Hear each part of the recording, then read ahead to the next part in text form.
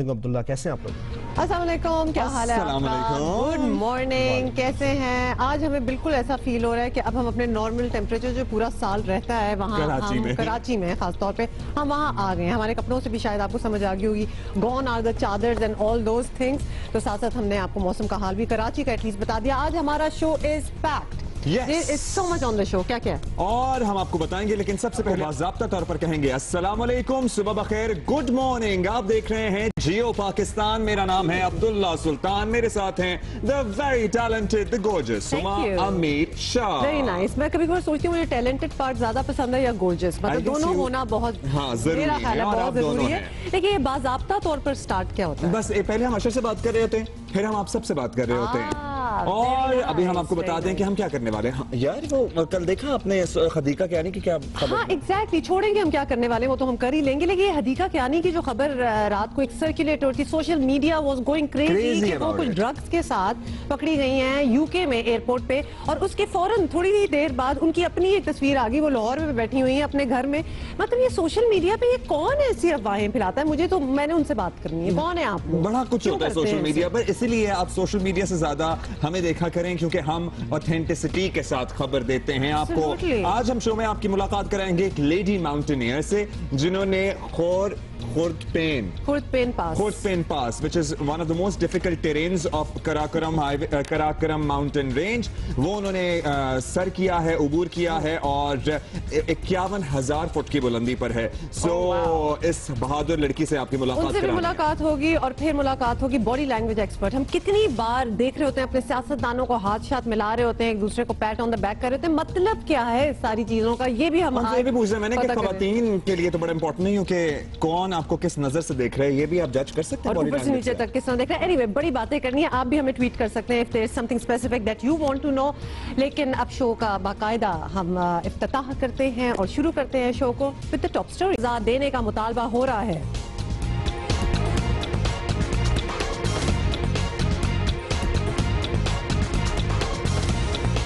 Panama leaks case की समाअत 2 हफ्ते बाद आज से फिर शुरू होगी। दरखास्त गुजार समझते हैं कि वजीर आजम के खिलाफ केस मजबूत है, हुकूमती हलकों को कोई डर नहीं, आज की कार्रवाई में सूरत हाल वाज़ेह हो सकती है।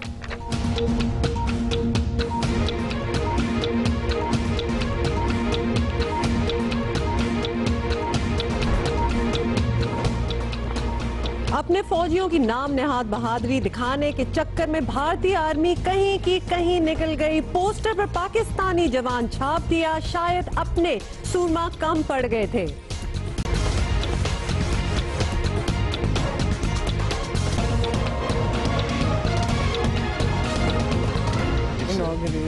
ये हुमा जो है ना, मैंने इन्हें 10 बार एक्सरसाइज दी है इफ्तिताह और आगाज लिखने की, ताकि इनको जरा सही तरीके से फर्क समझ आ जाए कि इफ्तिताह इज इनॉग्रेशन एंड आगाज is starting something. Alright, okay, तो हमने इस शो का आगाज किया, इफ्तिताह नहीं किया। मतलब कौन लोग हैं जिनको ये पता नहीं है? आप बड़े रिबन काटने आए हैं, इतना अरसा गुजर गया। कल तो हमने 200 अपने एपिसोड्स की मतलब बनाई, क्या सेलिब्रेशन तो नहीं की, खैर हमने आपको बताया था कि हमारे 200 हो चुके, तो आज 201वां है। नो मोर इफ्तिताह, आगाज ऑफ द शो। और सबसे पहले गाने से क्यों ज़ोए विकी, बड़ी मुश्किल इनका भी नाम है, वैसे खुर्दपेन कराकरम रेंज की तरह का इनका भी नाम है। ज़ोए विकी जो है, इनका गाना तो पुराना है लेकिन वीडियो नहीं है, इश्क किनारा, और बड़ी जबरदस्त वीडियो है जी। अब मुख्तलिफ रूप में, मुख्तलिफ अंदाज में नजर आ रही है, पहले देखते हैं फिर तबसरा करेंगे। इश्क किनारा आपको बताने से पहले बात तो मोमना मुस्तहसिन की मंगनी की ही हो रही है, लेकिन पहले आपको बता दें, जब आप बहुत जल्दी से ऐसे मशहूर हो जाते हैं, स्टार्स बन जाते हैं और सारे लोग आपको इतना प्यार करना स्टार्ट हो जाते हैं, तो इसकी एक डाउन साइड भी होती है, इन द सेंस कि people are very very interested and almost intrusive आपकी जिंदगी में कि क्या हो रहा है। पीपल वांट टू नो कि आपकी जिंदगी में क्या चल रहा है, कौन आ रहा है, कौन जा रहा है, और यहाँ जो आया वो चला भी गया। वेरी फिल्मी ना, बहुत फिल्मी। ओह गॉड, क्या मतलब। अच्छा, तो बता दें, मोमिना मुस्तहसिन की मंगनी जो है वो खत्म हो चुकी है, और इस बार ये ऐलान मोमिना ने खुद किया है। और गुज़िश्ता साल, थोड़ा सा आपको बैकड्रॉप भी बता दें, गुज़िश्ता साल आफरीन से शोहरत पाने वाली मोमिना की मंगनी एक अमरीकी बैंकर अली नकवी से हुई थी, और ये दोनों कई जगहों पर इकट्ठे भी नजर आए थे। फिर कुछ हफ्ते पहले ये इतलात आई कि ये रिश्ता खत्म हो गया, और इस पर मोमिना ने बड़े गुस्से का इजहार किया था उस वक्त, और कहा कि उनकी जाती जिंदगी को डिस्कस प्लीज ना किया जाए। लेकिन जब आप अच्छा काम करती हैं तो लोग डिस्कस करते हैं, आप उसका हिस्सा भी बनती हैं, और जब कुछ इस किस्म का हो जाए, which is very very unfortunate. तो उसमें भी हिस्सा बन जाना चाहिए और अब बन गई। फिर उन्होंने एक स्टेटमेंट भी जारी कर दी। मोमिना को ये कहेंगे कि कोई बात नहीं, you are very young, you are talented, you are a superstar. अब अभी तो जिंदगी में बहुत से आपने कारनामे सरअंजाम देने हैं, होपफुली कोई और अच्छा गाना भी देना है। तो and if you take our input in on it, तो हमें लगता है आप बाकी बड़ी यंग थी, तो मंगनी जरा पहले ही हो गई थी, कबल अज वक्त। अब मैंने सही कह दिया? बिल्कुल, कबल फाइनली मेरा अच्छा वर्ड एक सुबह सुबह यूज हो गया। Momina, you have your life in front of you, you are beautiful. ये लिपसिंग कर रही थी, ये गा भी अच्छा सकती है, लेकिन अभी ये लिपसिंग कर रही थी। बहुत हाई नोट था, बिल्कुल ऐसा नहीं गा सकती। अभी मोमिना की जिंदगी किस डायरेक्शन में जाती है ये तो वक्त ही बताएगा, लेकिन पनामा केस किस डायरेक्शन में जाएगा ये भी वक्त ही बताएगा। ये भी वक्त बताएगा, लेकिन हम थोड़ी सी इंफॉर्मेशन इस बारे में आपको जरूर दे देंगे। कुछ दिनों से हमें ब्रेक मिली हुई थी, पनामा को भी ब्रेक मिली हुई थी, लेकिन अब हम वापस आ गए क्योंकि पनामा केस की समत जो भी हो, दोनों फरीक इसमें अपनी सियासी जीत जरूर देख रहे हैं और मुकदमे की समाअत जो है एक वक्फे के बाद आज से दोबारा शुरू हो रही है। और वजीर आजम नवाज शरीफ के मुखालफिन को यकीन है कि ये मुकदमा सियासी लिहाज से फैसला कुन होगा। मैं पाकिस्तान को बदलते देख रहा हूं। देखिए, ये बहुत इंपॉर्टेंट था कि कभी इस मुल्क में ताकतवर का एहतसाब हो जो हो रहा है। ये पहली दफा सुप्रीम कोर्ट पे चीजें सामने आ रही हैं, लोग जाग रहे हैं, लोगों को समझ आ रही है और मैं समझ रहा हूं कि पाकिस्तान बदल रहा है। और दूसरी जानिब शरीफ खानदान का दिफा करने वाले, उनको डिफेंड करने वाले समझते हैं कि इस मुकदमे में सुरखरू होकर नवाज शरीफ सियासी लिहाज से मजीद मजबूत, मजीद ताकतवर हो जाएंगे। लोग जो बैठे अभी इंतजार कर रहे हैं, पीछे उड़ीक रहे कैसी जाइए तो आई आन, तो ये हम जाने वाले नहीं है, उड़ीक दे रहने दे,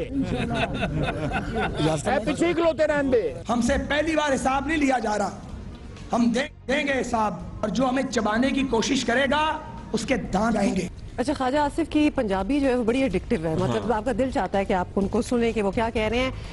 एनीवे, आपको बताएं कि पनामा केस का फैसला कुछ भी हो, खुश आइन बात यह है कि हर फरीक इसे कबूल करने पर आमादा है और ना हम इस मुकदमे के सियासी असरात से भी इनकार नहीं किया जा सकता। मुस्लिम लीग नून और तहरीके इंसाफ इस केस के फैसले को 2018 के इंतखाबात में जरूर इस्तेमाल करेंगे। इमरान खान का मौकफ है कि पनामा मामले ने शरीफ खानदान की साख मजरू कर दी है, जबकि वजीर आजम के चाहने वाले ये जरूर कहेंगे कि उनके लीडर ने अपने माली मामलात का हिसाब अदालत में दे दिया है। गोया अगले इंतखाबी मंजरनामे पर भी पनामा केस का फैसला छाया रहेगा। अपेरेंटली अभी तक तो यही लग रहा है। इसी बारे में पीटीआई नून लीग दोनों का हम मौकफ लेंगे। सबसे पहले पीटीआई का मौकफ लेते हैं और पाकिस्तान तहरीक इंसाफ की रहनुमा अंदलीब अब्बास साहिबा हमें ज्वाइन कर चुकी हैं। अस्सलाम वालेकुम अंदलीब साहिबा, गुड मॉर्निंग। आपसे सबसे पहले ये जानना चाहेंगे कि पनामा केस की अब तक की समाअत से क्या मुतमईन है, आर यू सैटिस्फाइड, और व्हाट डू यू थिंक कि मुस्लिम लीग नून को इस पूरे अदालती मामले में सियासी नुकसान हुआ है या फायदा? मेरे ख्याल में अभी तक तो जो सिलसिला चल रहा है, जो अभी तक अदालती कार्रवाई है, उस पर हम बहुत मुतमईन हैं। और जहाँ तक सियासी धचके का ताल्लुक है, मुझे ये बताएं, अभी आप बाहर निकल के जाएं, आप किसी रेडी वाले से पूछें, आप किसी टांगे वाले से पूछें, आप किसी सब्जी वाले से पूछें, आप किसी टैक्सी वाले से पूछें, आपको वो बताएगा कि जी ये क्या कर रहे हैं, ये क्यों झूठ बोल रहे हैं, क्योंकि इतना ज्यादा उनकी ये जो पुरानी आदत है, एक बयान से दूसरे बयान नहीं मिलता। आप ये सोचें कि अदालत के अंदर ही उनके बयान चेंज हो गए। एक वकील कहता है जी कि पर्चियों पे था, दूसरा वकील कहता है कि जी नहीं रिकॉर्ड मौजूद है, कहता है जी कैश पे हुआ था, कोई कह रहा है 12 मिलियन, कोई कह रहा है 9 मिलियन, कोई कह रहा है 36 मिलियन। तो मेरा ख्याल है कि इस कार्रवाई के दौरान इन्होंने इतने मज़ाक़ खेज बयानात दिए कि ये भरपूर तरीके से इन्होंने अपना पट्टा बिठा लिया। अंदलीब, बहुत बहुत शुक्रिया आपका अपना मौकफ देने का। रहनुमा मुस्लिम लीग नून माइजा हमीद साहिबा भी हमारे साथ हमें ज्वाइन कर चुकी हैं। Maiza, good morning, thank you so much for joining us. Maiza, ये बताइए कि दरख्वास्त गुजार जो हैं वो तो बहुत ही पुरएतमाद हैं कि फैसला उनके हक में होगा। पनामा लीग्स की हम बात करें, क्या हुकूमती हल्के भी यही होता देख रहे हैं? आपको क्या लगता है? हुमा, इल्ज़ाम लगाना बहुत आसान होता है और इल्ज़ाम पहले भी लगाते रहे हैं और ऑब्वियसली बड़े कॉन्फिडेंस से लगाया जाता है इल्ज़ाम, और फिर एब्सोल्यूट फेलियर जो है सामने नज़र आता है, जिस तरह जुडिशल कमीशन में आया था। जो एहतसाब की बात कर रहे हैं वो अपना एहतसाब इलेक्शन कमीशन में तो देने के लिए तैयार नहीं है। वहाँ पे तो तारीखों पे तारीखें ले रहे हैं, वहाँ पे तो इस्तिस्ना भी ले रहे हैं, वहाँ पे तो मनी ट्रेल भी नहीं दी जा रही, और प्राइम मिनिस्टर से डिमांड किया जा रहा है कि वो अपनी 3 जनरेशन की जो है वो पूरा एहतसाब दे, जो हम अपने सुपीरियर कोर्ट में दे भी रहे हैं। लेकिन जहाँ तक रेडी वालों की बात है या सड़कों पे लोगों की बात है, they are least interested in Panama papers. उनको ज्यादा जो इशू है वो है कि उनके लिए अवाम को क्या डिलीवर किया जा रहा है। तो इमरान खान साहब अपने सूबे पे तो कोई उस तरह का ध्यान नहीं दे रहे और ना अपना एहतसाब देना चाह रहे हैं। हाँ, ये जरूर है कि लेक्चर दे रहे हैं लोगों को और लोगों पे इल्जाम लगाए जा रहे हैं। जिस तरह कल पुलिस पे, पंजाब पुलिस पे इल्जाम लगाया गया, जो जिन 2 पुलिस अफसरान ने शहीद हुए, उसी इंस्टीट्यूशन को जो है उन्होंने क्रिटिसाइज किया कल। वो हमारे तो हीरो हैं, इनके लिए पता नहीं क्या है। तो मैं ये समझती हूँ कि इल्जाम से नहीं, सबूतों से जो है कोर्ट में केस जीते जाते हैं। अगर ये कोर्ट में केस जीतना चाहते हैं तो सबूत लाए, सबूत नहीं है तो हमारे पास हैं और हम पेश कर रहे हैं। ठीक है, आपका मौक़िफ़ है कि आपके पास सबूत है। माइजा से ये पूछना था, सियासी रिपरकशंस की बात हो जाए, माइजा आप क्या समझती हैं, सारे अदालती मामले से मुस्लिम लीग नून की सियासी साख मुतासिर हुई है या फिर सियासी तौर पर फायदा हुआ आप लोगों को? देखिए, मैं समझती हूँ कि एक वाहिद prime minister elected prime minister Pakistan का मियां मोहम्मद नवाज शरीफ साहब हैं, वो एहतसाब के लिए अपने आप को खुद जो है उन्होंने कोर्ट में पेश किया, अपने एहतसाब के लिए नहीं, अपने 3 जनरेशन के एहतसाब के लिए।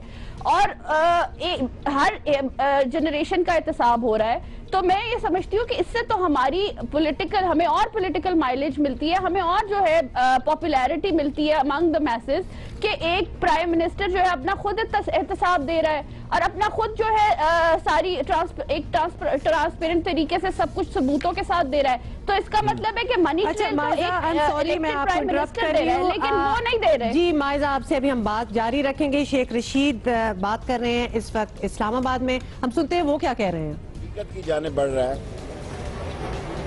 और ये जो लोग बहुत सारी बातें कर रहे हैं, जो बाहर आके बातें करते हैं, इंडिया में जो आमदन से ज़्यादा लाइफ गुजारने पे 4 साल कैद हुई है कल, और सारी दुनिया में करप्शन के खिलाफ जो आवाज़ उठ रही है, इंशाअल्लाह ताला इस अदालत से भी करप्शन का ताबूत निकलेगा।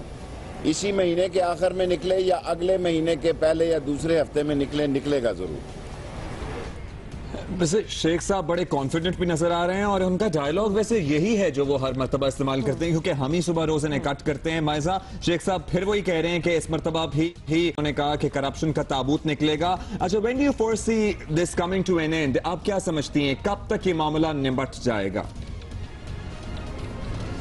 देखिए जी, हमारे वकील जो हैं वो सलमान अकरम राजा ने जो है अपनी जरा करनी है। उसके बाद ऑब्वियसली जो बाकी पार्टीज हैं उन्होंने अगर आर्ग्यूमेंट्स करनी है तो मेरा ख्याल है 1.5 वीक या 2 वीक्स इसमें और लग जाएंगे। But coming to the fact कि जी ताबूत करप्शन का निकलेगा, करप्शन का ताबूत ये ना हो कि इलेक्शन कमीशन से निकल आए जहाँ पे मनी ट्रेल और फॉरेन फंडिंग का जो है हिसाब इमरान खान साहब खुद नहीं देना चाहते। तो ये पॉलिटिकल माइलेज लेने की कोशिश कर रहे हैं, झूठ बोल के।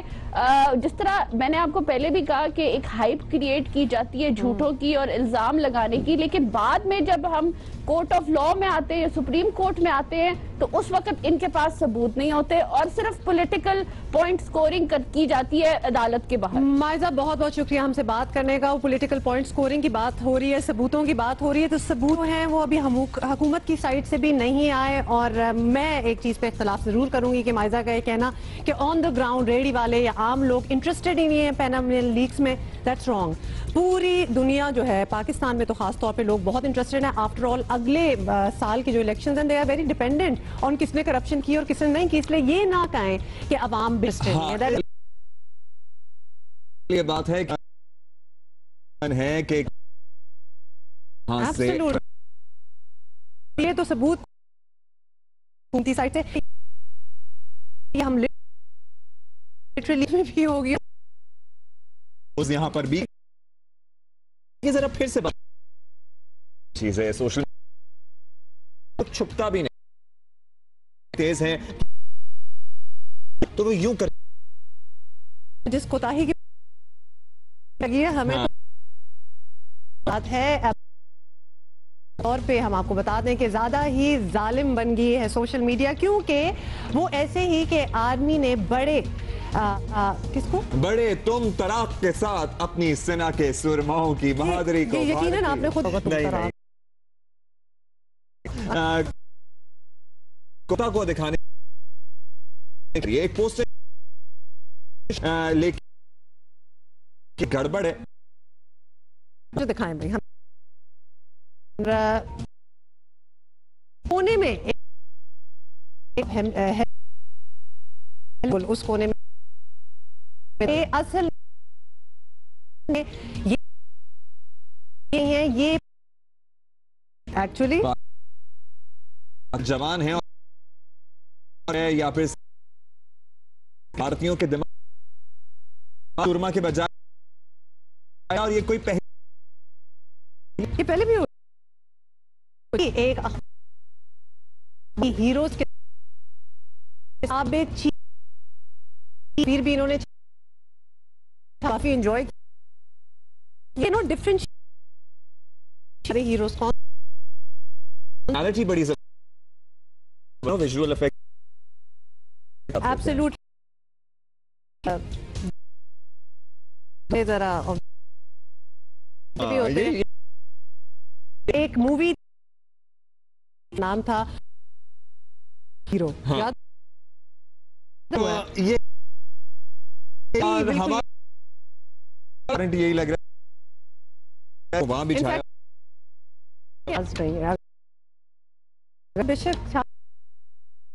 हम आगे बढ़े करेंगे के बाद बहुत सब कुछ, और अभी अभी खबर और खबर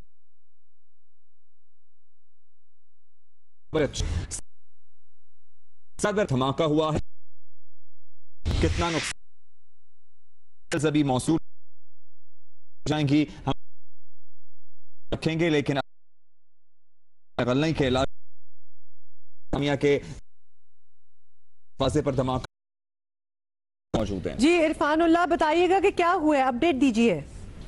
जी अब से कुछ देर कबल मोहम्मद निजंदी के हेडक्वार्टर गालने में जो मेन गेट है पॉलिटिकल इंतजामिया का, जो कॉलोनी का मेन गेट है, उस पर धमाका हुआ, जानी नुकसान तरीन तो नहीं हुई, इसमें कोई धमाके हुए। जी नुकसान का से मजीद डिटेल बाकी हैं, अपडेटेड ऑन ट्रिब्यूट्स भी हैं जी जो है, हालांकि बना दिया उनसे भी हमने बात, आज हम शायर की बर्ज भी रेलेवेंट बेला मुबालगा किसकी हो रही है, आ गई होगी शाह असदुल्ला, और हम किसी कहते हैं आज मनाई जा रही 17 पैदा हुए थे, सल्तनत अपनी असरात की जिंदगी पर उम्र तंग सब इन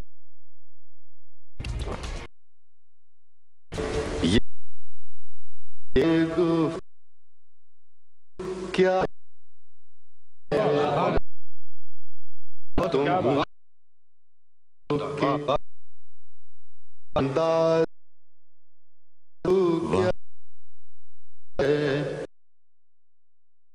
इरशाद हो, रगों में दौड़ते फिरने के हम नहीं कायल, रगों में दौड़ते फिरने के हम नहीं कायल, रगों में दौड़ते फिरने के हम नहीं कायल, जब आँख ही से न टपका तो फिर लहू क्या है? वाह वाह वाह, मुकर्रर निज़ाम मुकर्रर।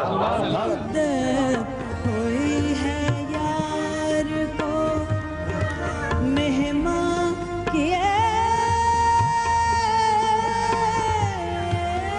हुए जोशे कदा।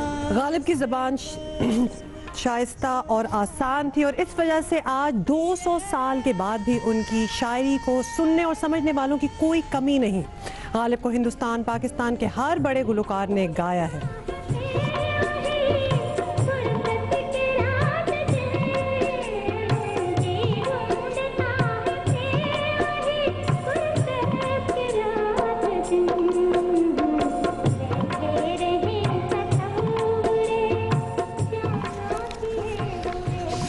अच्छा, खासतौर पे इनके ऊपर एक वो सीरीज बनी थी ड्रामा गालिब के ऊपर जिसमें नसीरुद्दीन शाह और हमने आपको दिखाया भी था। मतलब दैट वाज अमेजिंग। अगर आपने समझना है और नहीं पढ़ा जा रहा तो देख लें। अभी हम आगे बढ़ेंगे और गालिब की शायरी की हमने बात की है, लेकिन इसकी जितनी बात की जाए कम है। गालिब की नसर और गालिब के खुतूत पे भी बात करेंगे प्रोग्राम के अगले हिस्से में। और जियो पाकिस्तान में हमारी कोशिश होती है, आपको पता है, कि ऐसे बाहिम्मत लोगों से आपकी मुलाकात कराएं जिन्होंने कुछ मुनफरिद किया है, और खास तौर पर खवातीन अगर बाहिम्मत हों और उन्होंने कुछ अपने मुनफरिद मैदान में मुनफरिद अंदाज में कुछ अचीव किया हो तो उनको आपसे मिलाना बहुत जरूरी है। तो हम विदाउट एनी फर्दर अडू हम आपको बताएं हमारे साथ कौन है। आज सामिया मलिक हमें ज्वाइन कर रही है। सामिया क्या है, माउंटेनियर हैं और इन्होंने काराकोरम रेंज पे बड़े ही पासेस और बड़ा कुछ आपने किया। खास तौर पे हमने वर्ड एक्चुअली हम सुबह से थोड़ा सा गलत कह रहे थे। क्या था? खुर्दुपिन पास है जी। 5790 मीटर इसकी बुलंदी है, 5790 मीटर की हाइट पर यह वाक़ है। शमशाल वैली और स्नो लेक के बीच का ये इलाका है और कराकोरम का हाईएस्ट पास है ये। एब्सोल्युटली। सबसे पहला सवाल सामिया, तालियां आपके लिए। सामिया, आप मतलब इतनी छोटी सी लगती हैं, इतने बड़े बड़े आप काम कर रही हैं, क्यों कर रही हैं, क्या हो गया? बेसिकली ये मेरी हॉबी है और ये हॉबी एक पैशन में कन्वर्ट हो गई। ऑसम। तो आप कराची से हैं, मतलब ये हॉबी कैसे स्टार्ट हुई? यहाँ तो कोई पहाड़ियाँ शहाड़ियाँ कुछ इस किस्म का है नहीं? शौक तो मुझे हमेशा से था, लेकिन पहले मैं ट्रैकिंग वगैरह में बहुत ज़्यादा इन्वॉल्वमेंट थी और इंटरमीडिएट पैराग्लाइडिंग पायलट भी रह चुकी हूँ मैं। तो एक्सट्रीम स्पोर्ट्स में काफ़ी मैं रह चुकी हूँ। फिर मैं क्लाइंबिंग की तरफ से, क्लाइंबिंग को मैं 2011 से फिर प्रैक्टिस कर रही हूँ। अच्छा, तो ज़रा ये बताइएगा, अभी हम आपसे बात भी कर रहे थे, तो ये पास मतलब आप कह रही हैं आप सोलो जाती हैं, you are the only girl, आप अकेली होती हैं, दो आपके साथ आपके हेल्पर्स होते हैं? बिल्कुल, मेरे साथ लोग होते हैं जो मतलब दिन रात ग्लेशियर्स आ रहे हैं, आपको खुद you have to be very self reliant, अपनी आप पे खुद करनी है।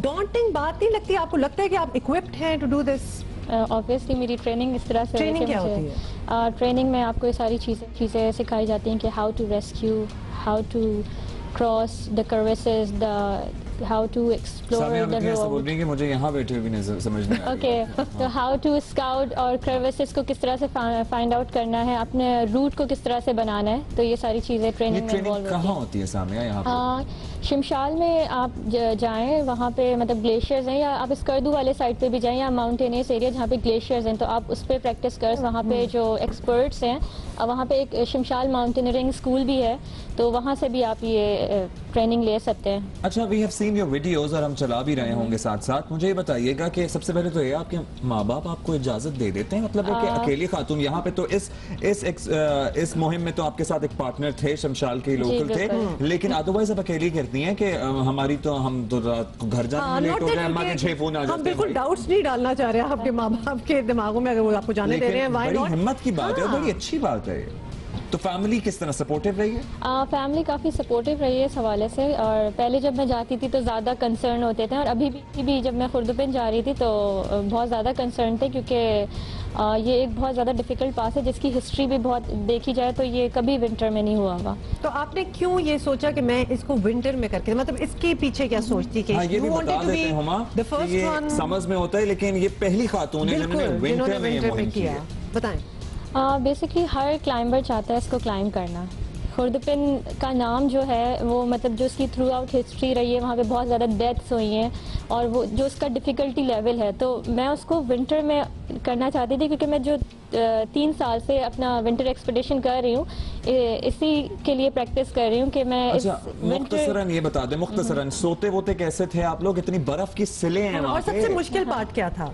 हाँ मुश्किल पार्ट सर्दी, द हार्श वेदर, उसने बहुत ज़्यादा हमें चैलेंज दिया। विंड्स, स्नोफॉल जो कंटिन्यूसली हैवी विंड्स के साथ हो रही थी, और सर्दी ने बहुत ज़्यादा वगैरह उस एरिया के होते हैं? होते हैं, लेकिन वो इतने नजर नहीं आते हैं आपको, लाइक वो लोगों से छुपते हैं। और इन्होंने अभी ये बताया था कि बर्फ पे सोने के लिए स्पेशल गद्दे, हाई एल्टीट्यूड मैट्रेस होते हैं। Thank you so much Samia, we are so proud of you, seriously good job, keep it up.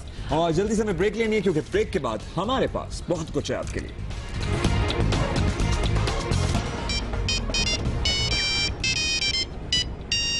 कुछ याद आया?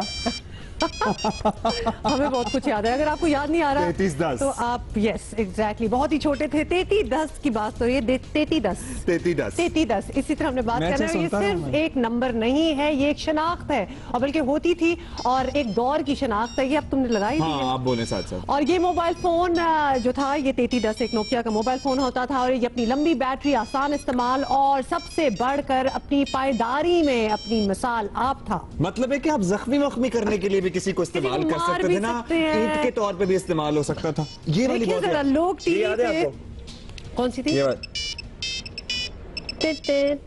हाँ बिल्कुल याद है। और ये मेरा पहला फोन था, कॉलेज में पढ़ता था, फर्स्ट ईयर मैंने पहला फोन लिया था ये, और ये बहुत से लोगों का पहला फोन था एक्चुअली, और बड़ा ये यो समझा जाता था, बड़े कूल होते थे। सोच ले फिर उस जमाने में यो क्या होता था, बड़े कूल होते थे। आप 3310 होता था ना। 2000 की हम बात कर रहे हैं, 2000 में लॉन्च होने वाला ये फोन अब एक बार फिर पेश किया जा रहा है कुछ नए अंदाज में, लेकिन लगता नहीं कि इसमें वो पुरानी वाली बात नहीं हो सकती। क्या ख्याल है ना?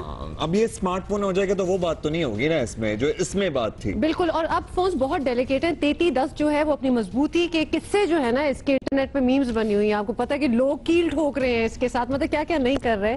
सो it used to be very cool thing.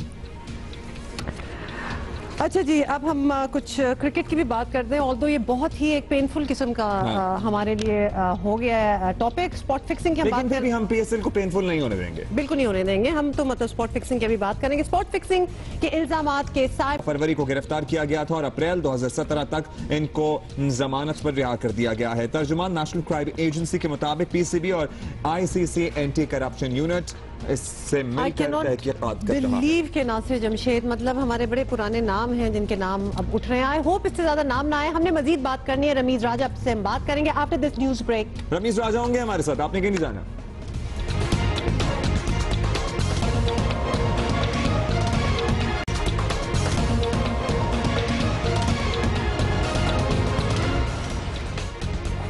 Welcome back जी। A lot is happening around us, और वजीर आजम का कल का बयान और आज के अखबार की सुर्खी, बेरहम ऑपरेशन किया जाए दहशतगर्दों के खिलाफ, रूथलेस ऑपरेशन का उन्होंने लफ्ज इस्तेमाल किया। इसकी अशद जरूरत भी है क्योंकि महमूद एजेंसी में जो धमाका हुआ है उसमें ताज़ा तरीन इत्तलात के मुताबिक 4 लेवीज एहलकारों समेत 6 अफराद शहीद हो गए हैं, कुछ अफराद जख्मी भी हैं। वहां पर इमदादी कार्रवाइयां जारी हैं। उधर इस्लामाबाद में अपडेट यह है कि पैनामा की समाअत शुरू हो गई है। महमूद एजेंसी से मुतालिक, पैनामा से मुतालिक आपको हम अपडेट रखेंगे। लेकिन इस वक्त इस घंटे की टॉप स्टोरीज।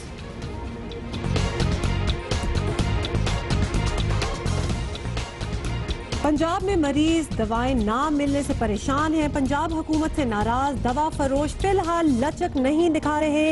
यंग डॉक्टर्स वाला किस्सा तो नहीं दोहराया जा रहा। सूबाई हुकूमत इस बार नरमी दिखाने का इरादा नहीं रखती।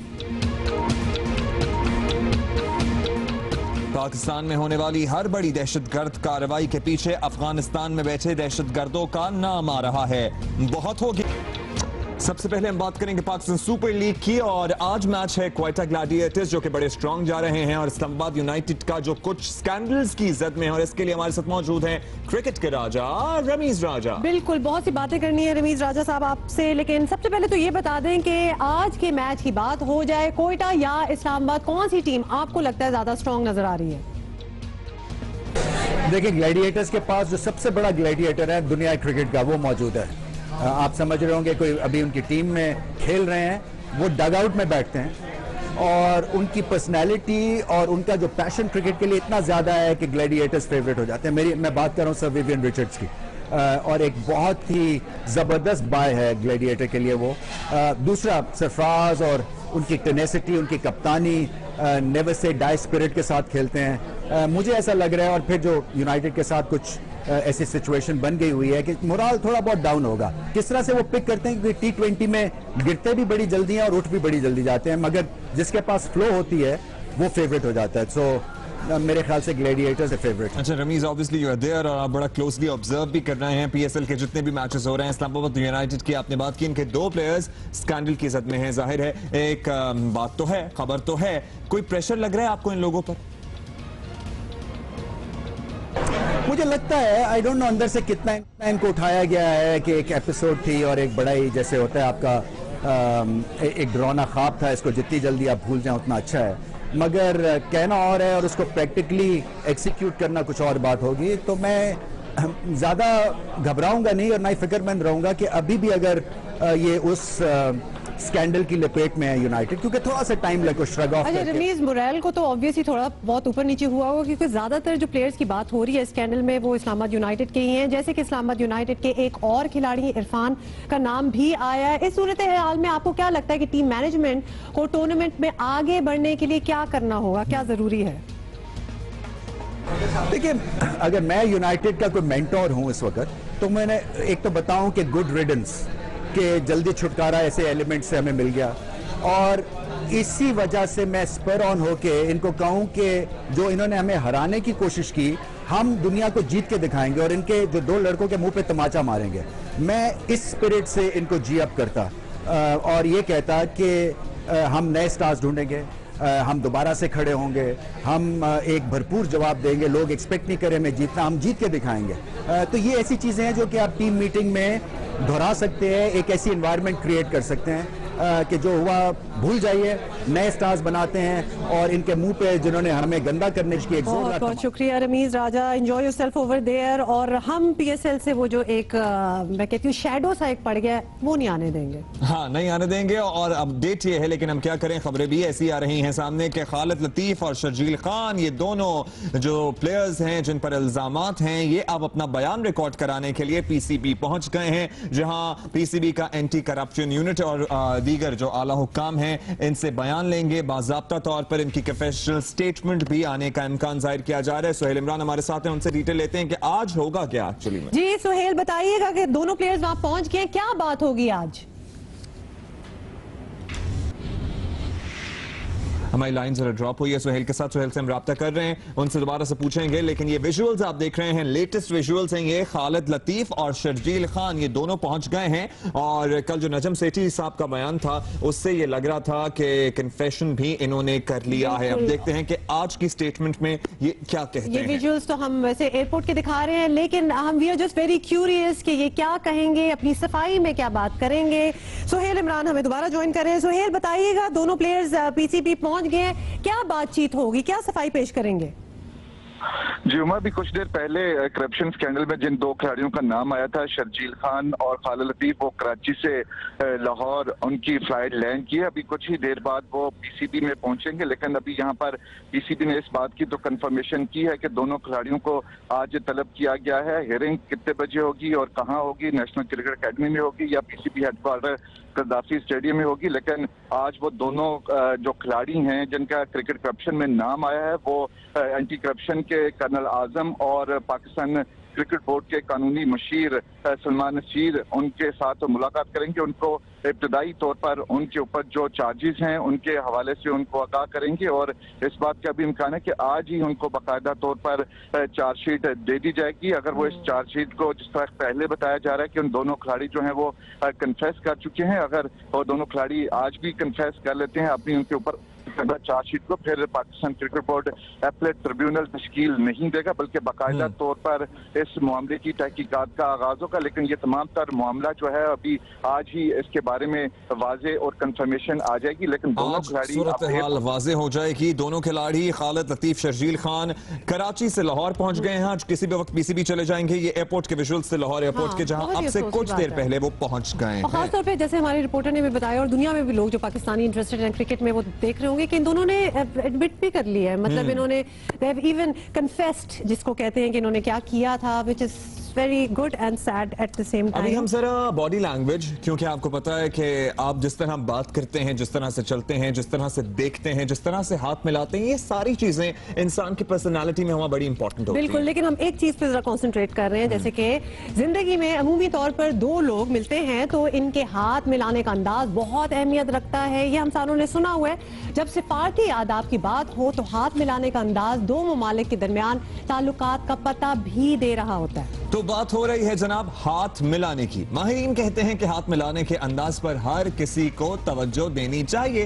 क्योंकि सामने वाला फर्द आपके इस अमल से आपके बारे में इब्तिदाई राय जो है वो कायम कर लेता है फिर। बिल्कुल, और माहिरीन के मुताबिक हाथ मिलाने का अंदाज ना मुतवाजन होना चाहिए और हाथ मिलाने की कई किस्में हैं, लेकिन एक किस्म ऐसी भी है जिसे बोन क्रशर कहा जाता है। हाँ, जैसे हड्डियां की चटक जो है ना, वो वाली किस्म। बिल्कुल, और शायद इसी नाम की निस्बत अमरीकी सदर डोनाल्ड ट्रंप इसी अंदाज से सामने वाले से मिलते हैं, और इसीलिए तो मीडिया ने ट्रंप के इस अंदाज को ट्रंप शेक्स का नाम भी दिया हुआ है, यानी ट्रंप शेक्स। हाँ, तो ये ट्रंप शेक्स क्या है, इसकी झलक पहले आपको दिखाते हैं। तो ट्रंप शेक्स का ये मुजाहिरा हुआ था अमरीकी सदर ट्रंप और जापानी वजीर आजम शिंजो एबे के दरमियान होने वाली मुलाकात में। ये देख लीजिए। Very sad.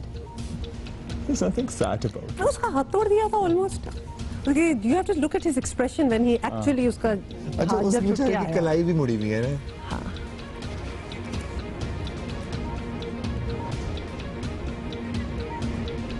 अच्छा ठीक है, तो हमने आपको ये बताना है कि देखें, उन्होंने उसका हाथ पकड़ा है और फिर उसको पैट किया है हाथ को, जैसे ऊपर से जैसे कोई बर्गर बना रहा होता है। हाँ। और उसके बाद खींचा है।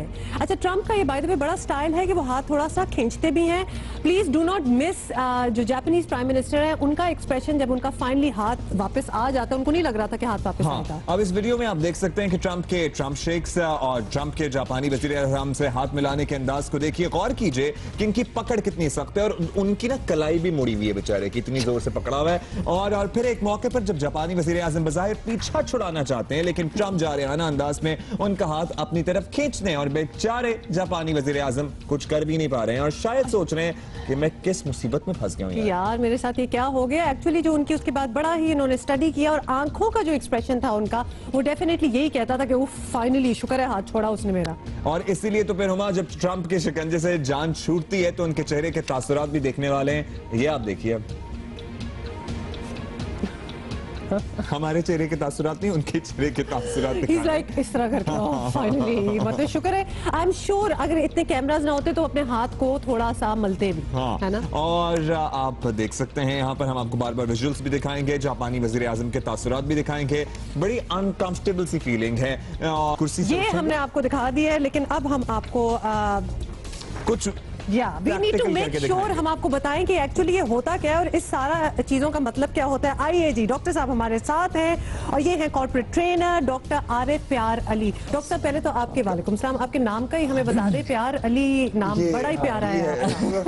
हाँ, 14 तारीख की मुनासिबत से नहीं, ऐसा लग रहा है लेकिन ऐसा नहीं है। It's my family name, so या प्यार अली। Very nice. अच्छा डॉक्टर साहब ये बताएं कि ये जो ट्रंप हैं ये मतलब क्या बताना चाहते हैं लोगों को इस तरह हैंडशेक करके, या फिर अक्सर हम भी करके बहुत हैवी हैंडशेक करते हैं ऐसे हिला के और फिर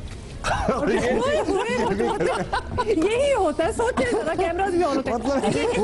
इस कहने का मकसद क्या है? ओके, सो ट्रम्प का जो ये हैंडशेक है it's very unique in the sense के पहले this is also known as bone crusher and socket rancher.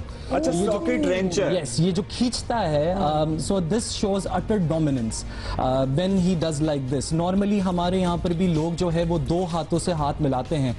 This shows के वो ट्रस्ट करते हैं, like trust me, people shake hand like this. So this shows but that this is Trump is like this and this and this and then if you can come again, so this he does like this.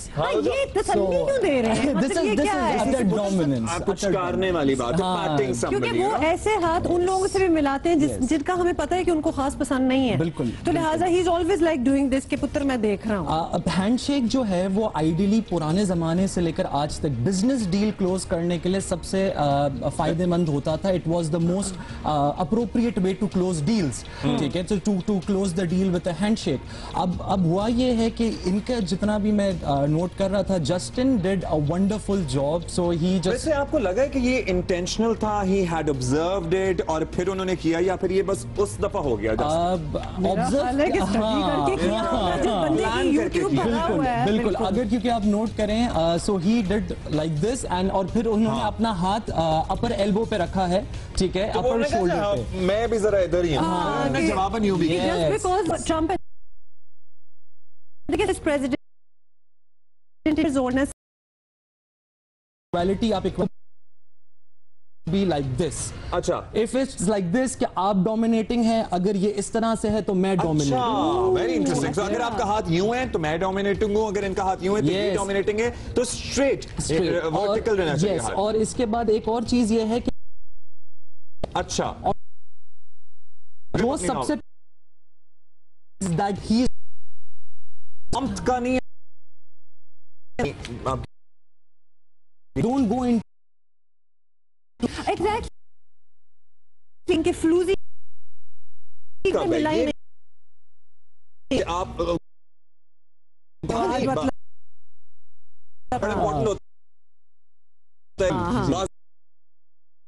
रही होती हैं relationships, बहुत matter मिल रहे हैं, खींच रहा हो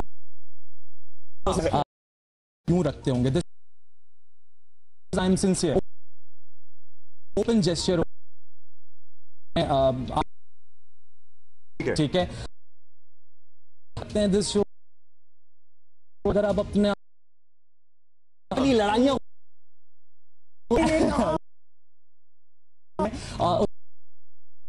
है कि अगर yes, है कि कॉन्टेक्ट का बड़ा रोल है, वो बॉडी लैंग्वेज अच्छे से पिक कर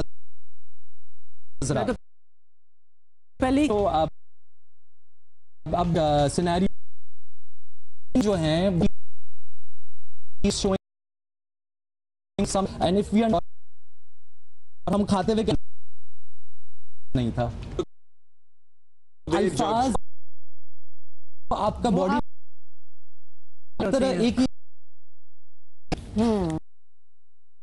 बहुत सी बातें जैसा मैं आपको बता, वो भी जब हाथ तो वो टिप मिला। Thank you one break.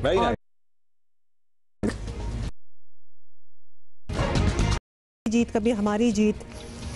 Let's move on. और लाहौर में जो कल हुआ है, इन्वेस्टिगेशन की आपको थोड़ी सी अपडेट देते हैं कि लाहौर हमले में खुदकुश बमबार के साथ 3 सहूलतकारों की मौजूदगी का इंकशाफ भी हुआ है और चारों रीगल चौक तक आए। पुलिस को मशकूक लगे तो एहलकारों ने चारों को रोका भी, मगर खुदकुश हमला आवर बार्ब्ड वायर फैलांग कर चारिंग क्रॉस की तरफ निकल गया और बाकी फिर 3 जो हैं वो क्राउड में गायब हो गए। जाहिर है लोग इतने ज्यादा थे। इब्तदाई तहकीकात के मुताबिक खुदकुश हमला की उम्र 20 से 22 साल के दरमियान थी और जिसके जिस्मानी आज़ा और फिर बॉल बेयरिंग भी फोरेंसिक लेबोरेटरी भिजवा दिए गए हैं। और आपको बताएं कि धमाके में 6 से 8 किलो बारूदी मवाद इस्तेमाल किया गया था और खुदकुश धमाके की FIR जो है नामालूम दहशतगर्दों के खिलाफ दर्ज भी कर ली गई है। अहमद फराज हमें लाहौर से ज्वाइन करें, उनसे बात करते हैं। अच्छा अहमद, अस्सलाम वालेकुम। ये बताइएगा कि अब शनाख्त हो गई है, वीडियोस भी सामने आ गई हैं, इसके बाद नेक्स्ट स्टेप क्या है? तहकीकात किस रुख में आगे बढ़ रही हैं? कोई गिरफ्तारियां हुई? जी बिल्कुल जी, अभी तक ये जो वाक़या जो परसों पेश आया था बड़ा ही अंदरनाक वाक़या था और जिसके नतीजे में हमारे काफ़ी पुलिस अफसरान जो थे वो शहीद हुए, कौन शहीद हुए। तो इसकी तहकीकात जो है वो बहुत तेज़ी से अब आगे बढ़ रही हैं। जिसके पहले मरहले में जो था वो ये था कि CCTV फुटेज हासिल की जाए, तो वो सिक्योरिटी इदारों ने CCTV जो फुटेज थी वो बाकायदा वहाँ पर देखी है और उसके बाद जब पूरा क्राइम सीन उनके सामने आया तो उनको पता चला कि ये दहशतगर्द जो थे ये इनकी जो थी इनको ड्रॉप किया गया था रीगल चौक की तरफ, यानी कि जहाँ धमाका हुआ है उससे बाएं जानिब अगर हम लोग, हमारा जो मुंह है अगर रीगल चौक की तरफ हो, यानी कि वो रीगल चौक की तरफ वो आए हैं, रीगल चौक से वो पंजाब असेंबली की जानिब आए हैं। और ये टोटल जो थे वो 4 लोग थे, जिनमें से 2 लोग जो थे वो पैनोरामा तक आए हैं। फिर आगे आके यानी कि एक जो सुसाइड बॉम्बर था उसने आके खुद को वहां पर ब्लॉक किया। अब सेकंड मरहला जो है वो, क्योंकि जब ये वाकया हुआ था उसके बाद फौरी तौर पर फिर इसकी जियो फेंसिंग की गई थी, और जियो फेंसिंग के जरिए भी बहुत ज्यादा जो है वो तहकीकात में मदद साबित होती है। उसकी वजह ये होती है कि जिन नाजरीन जो देख रहे हैं इस वक्त, जो जियो फेंसिंग क्या है, अब लोगों को ज्यादातर को ये पता नहीं कि जियो फेंसिंग शायद एक वर्ड यूज किया जाता है, लेकिन जियो फेंसिंग जो है वो खास तौर पर एक बहुत टेक्निकल चीज है। यानी कि अगर जिस जगह ये वाकया हुआ है तो उस जगह पे जितने भी लोग मौजूद होते हैं तो उनके पास जिस मोबाइल कंपनी के फोन होते हैं, उन तमाम मोबाइल कंपनीज के टावर से वो तमाम मोबाइल्स की वो जो है वो रिकॉर्डिंग वो ली जाती है कि अगर 1000 लोग थे तो वो 1000 नंबर्स वो आ जाते हैं। उसके बाद फिर उन 1000 लोगों को, 1000 नंबरों को शॉर्ट लिस्ट किया जाता है, जिनमें से देखा जाता है कि मशकूक कौन था।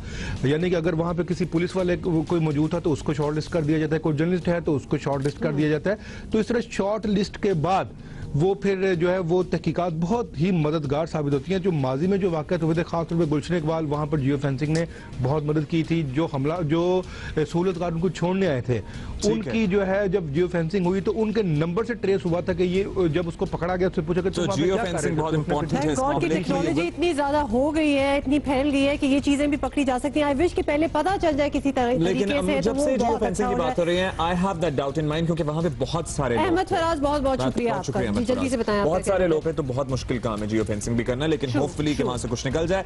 We have got to take a very short break, see you after this छोटी सी ब्रेक।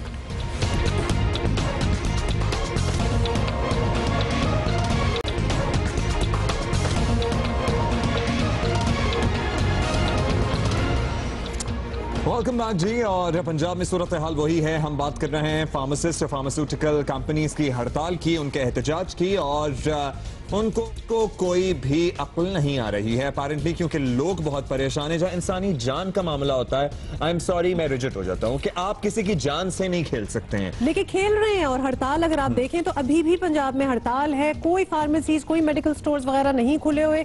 मतलब लोग, अब हम ये सर की दर्द और इस किस्म की दवाइयों की बात नहीं कर रहे हैं, हम लाइफ सेविंग ड्रग्स की बात कर रहे हैं। जो लोग डिपेंडेंट हैं ड्रग्स पे, मेडिसिन पे, वो कहाँ जाए? मतलब कोई माइग्रेन नहीं बर्दाश्त कर सकता। यहाँ तो जिंदगियां बचाने की बात हो रही है। लग ये रहा है अपेरेंटली कि यंग डॉक्टर्स के बाद अब ये दूसरी माफिया है जो सर उठा रही है, और इसी पे बात लेते हैं। हुकूमत पंजाब का मौकिफ क्या है, किस तरह नंबर आजमा होंगे? बिल्कुल, और I think 3rd day in अ रो तर्जुमान हुकूमत पंजाब मलिक अहमद खान साहब हमारे साथ हैं, हमारे शो पे मौजूद हैं। मलिक साहब, बहुत ही वजाहतें आजकल तो हमें आपसे चाहिए। ये बताइएगा कि फार्मासिस्ट जो है वो अब भी आप लोगों के काबू में नहीं आ रहे, तो क्या पहले की तरह अभी भी उनके साथ नरम दिली से पेश आएंगे और इनको नरमी दिखाएंगे? करना क्या है, प्लान क्या है आप लोगों का? इसमें कोई ऐसी बात नहीं है कि किसी प्रेशर ग्रुप पे और नाजायज़ डिमांड्स के सामने इस चीज़ को कोई ऐसे प्रेशर्स कल्टीवेट नहीं होने दिए जाएंगे। और जो इसमें मेडिकल स्टोर्स वाले या फार्मासिस्ट एसोसिएशंस हैं, उनको तो गलत प्रेमिसेस पे लाकर उनको अगर कोई ऐसा तासुर दिया जा रहा है कि उनके खिलाफ कोई स्टर्न एक्शंस होने जा रहे हैं, ये सिर्फ उन लोगों के खिलाफ हैं जो सब स्टैंडर्ड मेडिसिन बेचते हैं और जो इसको गलत दवा को तैयार करते हैं, और उनके खिलाफ there will be no leniency at all. बड़ी अच्छा, किसी भी चीज का खान साहब हल डायलॉग से निकलता है। तमाम तरह ऐलानात के आपके बावजूद ये हड़ताल पर चले गए हैं। बेहतर नहीं होता कि पहले ही डायलॉग कर लिया जाता? कहीं कोई बीच का रास्ता तो फिर अल्टीमेटली निकालना ही पड़ता है। सारे स्टेक होल्डर्स को इंगेज किया गया, इनके साथ बड़ी तफसील से बात की गई, एकेडमिया से लोग बुलाए गए, फार्मासिस्ट स्पेशलिस्ट को बुलाया गया, उनके टेक्नोक्रेट्स को बुलाया गया, लॉ डिपार्टमेंट को बिठाया गया, और फैसला ये किया गया। और इसमें जब कैबिनेट कमेटी ने इसकी अप्रूवल दी और जब ये फाइनल ड्राफ्ट चीफ मिनिस्टर के पास गया और जब पंजाब असेंबली के अंदर ले हुआ, तो इसके अंदर पूरी डिटेल एक एक एस्पेक्ट के ऊपर बड़ी तफसील से बात की गई। अब इसमें political point scoring, when it is the question of life of people, when it is the question for providing safety and security to the people, इसके ऊपर कोई कॉम्प्रोमाइज नहीं होगा कि प्रेशर ग्रुप के तौर पे काम करके गवर्नमेंट की ये बिल्कुल इसमें कोई दो राय नहीं हो सकती कि जो स्टेक होल्डर्स हैं, जेन्युइन स्टेक होल्डर्स हैं, उनके ऑल कंसर्न्स को एप्रीहेंड किया गया है। लेकिन क्वालिटी का मालिक साहब आप बिल्कुल सही कह रहे हैं, लेकिन प्रोएक्टिवली काम नहीं किया जा रहा। अब आपको अगर याद होगा, वैसे तो हम बहुत से आपको याद दिला सकते हैं, लेकिन यंग डॉक्टर्स का मामला तो अभी हुआ है कुछ देर पहले, और हर थोड़े दिन बाद होता है। एग्जैक्टली, वो हर बार आ रहे होते हैं, मतलब कभी भी किसी के साथ सही तरह डील नहीं किया जाता। अलग है, एक बहस अलग है, उसको रिजॉल्व करने के लिए उसके ऊपर भी तमाम स्टेक होल्डर्स को एंगेज किया गया। लेकिन जहां पर कुछ वेस्टेड इंटरेस्ट की बात आ जाती है, रिजॉल्व होना चाहिए, एमिकेबल होना चाहिए, लेकिन somehow welfare of the people is the first concern. और इसमें भी फार्मास्यूटिकल्स की बात में जो भी तफसील के साथ मैंने आपसे की है कि जो लोग भी उस बिजनेस के अंदर इन्वॉल्व हैं, जो स्पूरियस मेडिसिन बनाते हैं या सब स्टैंडर्ड मेडिसिन बनाते हैं, जीरो टॉलरेंस के साथ उनके साथ उनको डॉ किया जाएगा, जीरो टॉलरेंस के साथ न बर्दाश्त हो जाएगा, निपटा जाएगा। और होना भी चाहिए, क्योंकि लोगों की जिंदगियां दांव पर नहीं लगाई जा सकती, कुछ भी आपका मुतालबा हो किसी भी सूरत में। एब्सोल्युटली। अच्छा, ये थे मलिक अहमद खान साहब, पंजाब तर्जुमान हुकूमत पंजाब थे। बिल्कुल टाइम खत्म हो गया हमारे शो का। एक चीज जो हमने आपसे वादा भी की थी कि हम गालिब के मजीद शायरी और गाने, कुछ गजलें आपको सुनाएंगे, वो तो हमने आपको सुनाई नहीं। तो क्या करते हैं, आपको खुदाफिज कर रहे हैं। आप हमसे ट्वीट पे बिल्कुल राब्ता रखें, ट्विटर पे, फेसबुक पे, और ये कुछ गालिब की क्या शायरी है, वो हो टाटा।